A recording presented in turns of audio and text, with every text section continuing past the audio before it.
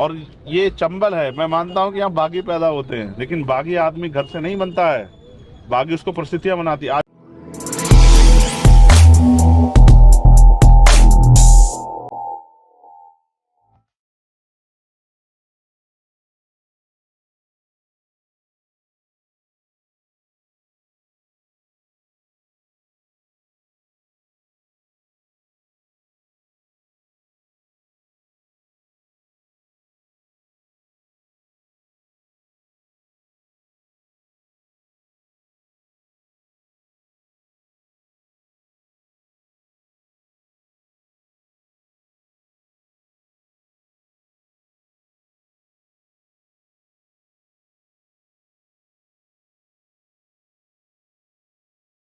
अगर मध्य प्रदेश की जेलें ना छोटी पड़ जाए तो आप बताएं। आपने रासुका लगाई दिसंबर, आपने अखबार में क्या छपवाया कि फंडिंग हुई? आप साबित करो फंडिंग हुई। आपने साबित कर दिया, हम किसी की लड़ाई लड़ेंगे, हम यहाँ से वापस लौट जाएंगे। और आप ना साबित कर पाए, फिर आप बताओ कि आपने इतना बड़ा स्टेप क्यों उठाया। आपने रामप्रीत को कहा कि रामप्रीत ने पे फंडिंग हुई, रामप्रीत ने अपना गोल्ड लोन लिया, किसी के अकाउंट में पैसे हैं वो फंडिंग के नहीं हो सकते हैं, आपके अकाउंट में भी हो सकते हैं, मेरे में भी हो सकते हैं। ये नहीं कहा कि फंडिंग का नहीं, वो अखबार में आपका बयान छपा हुआ है, उसे भी छोड़ो। आप मुझे बताओ, ये लिखा होगा आप और वो सुनो, कोई मन बना के कोई समाज अपने ऊपर नहीं पुलिस की लाठियां लगवाएगा कि हम जाके बवाल करें। ये एक घटना थी, हो गई, और घटना के रिएक्शन में जो बाकी काम हुआ वो घटना के रिएक्शन का हुआ। मेरे पिता भी पिटेंगे, मेरा भाई पिटेगा, मेरी बहन पे होगी, तो कहीं ना कहीं मेरे अंदर पीड़ होगी। ये सामाजिक वो है, ये मनोस्तुति होती है, आदमी की भावनाएं, फीलिंग पैदा होती है। जहाँ आप जुड़े हुए होते हैं, आदमी जब अगर बहुत मुसीबत में हो तो भी आदमी की चाहे जान पे खतरा हो, आदमी प्रयास करता है कि उसकी जान बच जाए। हमें आप लोगों से ये इस तरह की कार्रवाई की उम्मीद नहीं। 12 तारीख का समय भी ये सोच के रखा गया कि आप लोग लंबा समय आप लोग चीज़ों पे गहराई से जांच करके और निर्दोष लोगों की कार्रवाइयों को वापस लेंगे। और इस चीज़ को थोड़ा सा, क्योंकि और चाहते तो हम 2 दिन बाद भी कर लेते। आप ये थोड़ा, इसमें मुझे बताने की जरूरत थोड़ा ही है कि हम पे यहाँ अपना कितना मजबूत संगठन है।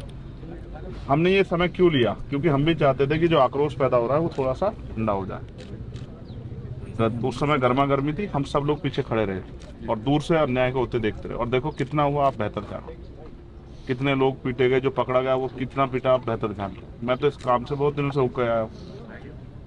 हम तो अपना काम जिम्मेदार से करते रहे, समझ गए कि हमारे कंधों पर जिम्मेदारी, ठंडा हो जाए फिर हम चलेंगे। लेकिन आप लोगों की तरफ से वो नहीं। ये अच्छी बात है, किसी का मन करे वो उसको बुरा लगा, उसने जाकर ज्ञापन दे दिया, कार्रवाई कर दो, मगर पुलिस को तो सोच के करना है ना। मैं अपने मन से कहने लग जाऊँ कि साहब उस पर कार्रवाई कर दो, तो ये तो पुलिस फैसला लेगी ना कि उसका अपराध किया है, उसने अपराध किया है नहीं किया है। और कोर्ट भी जब तय कर लेता ना, एविडेंस सुन लेता, तब सजा देता है। आपने तो पहले ही सजा घोषित कर दी और ये दर्द हमें यहाँ तक खिंचला। अब ये बताओ, उनके बच्चों को हम क्या जवाब दें जिनको आपने अपराधी बना दिया, इनाम घोषित कर दिया। उनके बच्चों क्या जवाब? अपने समाज की लड़ाई लड़ना कहाँ से अपराध होने लगा है? अपने समाज को जागरूक करना कहाँ से अपराध होने लगा है? और ये चंबल है। मैं मानता हूँ कि यहाँ बागी पैदा होते हैं, लेकिन बागी आदमी घर से नहीं बनता है, बागी उसको परिस्थितियां बनाती है। आज जो परिस्थितियां पैदा हुई, इसके परिणाम क्या हो सकते हैं, मैं और आपको एहसास होना चाहिए कि हम क्या कर रहे हैं। लोग 20-20 दिन से अपने घर नहीं लौटे। अगर हम गैर जिम्मेदार होते तो आप ये बताओ, क्या हम यहाँ इस रास्ते से आते? फिर तो हम पे आने के बहुत सारे रास्ते, और हम सब लोगों को मोबिलाइज करते कि चलो। हमने कल भी एक ही बात थी हमारी कि हम कम लोग आके आपसे वार्ता करेंगे, उन परिवारों से मिलेंगे। हमारी जिम्मेदारी है, हम एक एक कार्यकर्ता का संरक्षण करना हमारा धर्म है। और अगर हम ये नहीं कर सकते, जैसे आप अपने एक कांस्टेबल का संरक्षण करोगे और आप अपने एडमिनिस्ट्रेशन के जितने वो कर्मचारी, चाहे वो हो पटवारी हो, चाहे सेक्रेटरी हो, चाहे वो और कोई हो, आप सबके गार्जियन है। ऐसे ही चंद्रशेखर आजाद अपने कार्यकर्ताओं गार्जियन। और इस समाज में, जिस समाज में मैंने जन्म लिया है, मैं तो बहुत दिन से, हमारे यहाँ से तो एकता चली आ रही है। जब इतना अन्याय हुआ तो मैं कैसे सहन करूँ, आप बताओ। इंकलाब जिंदाबाद। कैसे देखो कि समस्याओं को भी सुनो, लोगों की जो लोग महसूस कर रहे हैं। भय का माहौल अच्छा नहीं है। क्या ये अंग्रेजों का गुलाम भारत है जिसमें भय का माहौल हो कि लोग घर से बाहर ना या लोग छोड़ के भाग जाएं?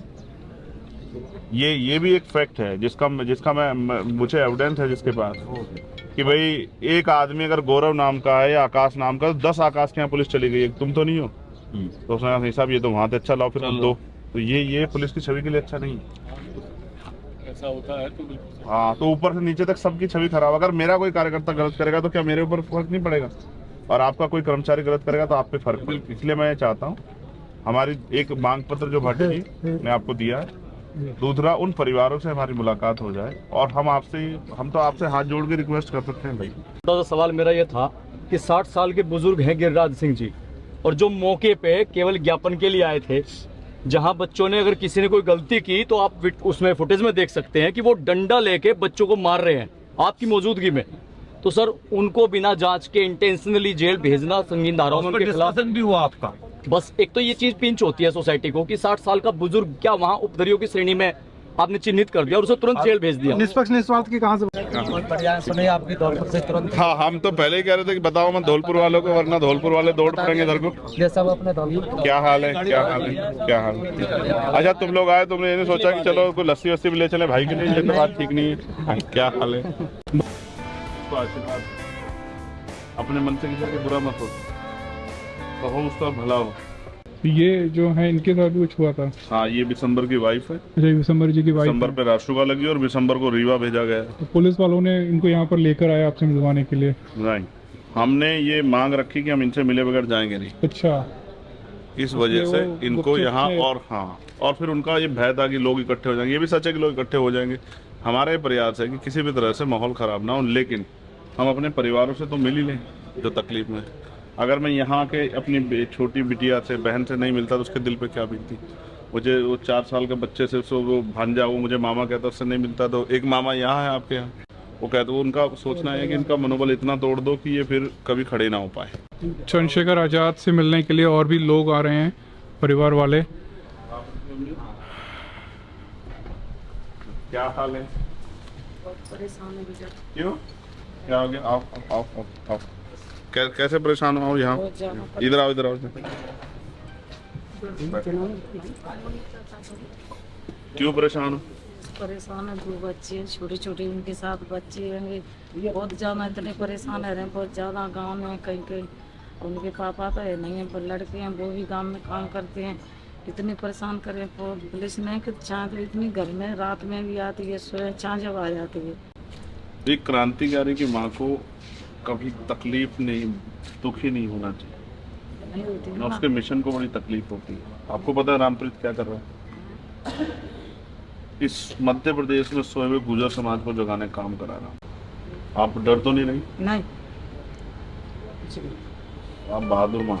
देश आजाद हुआ 1947 में और कॉन्स्टिट्यूशन आया 1950 में, लेकिन गुर्जर समाज को क्रिमिनल ट्राइब से निकाला गया 1952 में। देखो उसने कोई चोरी तो की नहीं है, कुछ ऐसा उल्टा काम तो 1952 तक गुर्जर समाज को क्रिमिनल ट्राइब बना के रखा देश में। यानी कि गुर्जर को आज़ादी भी कब मिली? देश के आज़ाद होने के 5 साल बाद। सनी को जाएंगे। आप मुस्लिम की वाइफ हैं? आप मिली उनसे? हाँ, कल ही मिली थी। ठीक है हो? हाँ ठीक है। कोई परेशानी तो नहीं? हाँ हुई है ना, क्या उनकी मारपीट हुई है अंदर, मारपीट हुई? बहुत ज्यादा हुई है। कहाँ हुई मारपीट उनके? जेल के अंदर। जेल में या बाहर जेल? नहीं, जेल के अंदर। जेल के अंदर। हाँ, किसने पीटा? मुंह कवर करके मारा है, किसी ने भी मारा, जो भी था। और जब मैं फर्स्ट टाइम जब उनसे मिलने गई तो उनको 2 लोग उनको मतलब बॉडी पे, मतलब कंधे पे लाद के लेके आए, फिर व्हील चेयर पर बिठाया। तो जब मैं वहाँ देख रही थी तो मुझे अच्छा नहीं लग रहा था। भैया मेरे पति क्रिमिनल नहीं है, पर ये बिलुआ थाने वालों ने उनको पूरा क्रिमिनल बना दिया। बिलवा थाने का विशेष ख्याल रखेंगे हम। बिलवा थाने का पूरा रिकॉर्ड रखेंगे पिछले हम 1-2 ये साल नहीं का। कहते कि आप कार्रवाई नहीं करो, पर पहले छानबीन तो करो, तभी तो कि डायरेक्ट FIR कर देते हैं। बिलवा थाने वालों का, उनके आसपास के जो उनके मुखबिर साथी, उन सबका हम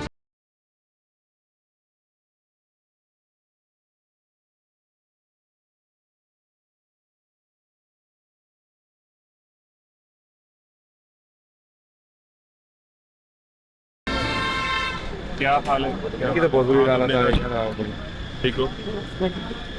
आपके बहादुर सहयोग किया भाई, किस बात के? समाज के लिए और हमारे लिए आपके बहादुरी किससे तो मैं सुनता रहता हूँ, भाटे जी से, नहीं कई लोगों से। चलते रहते। ठीक हो?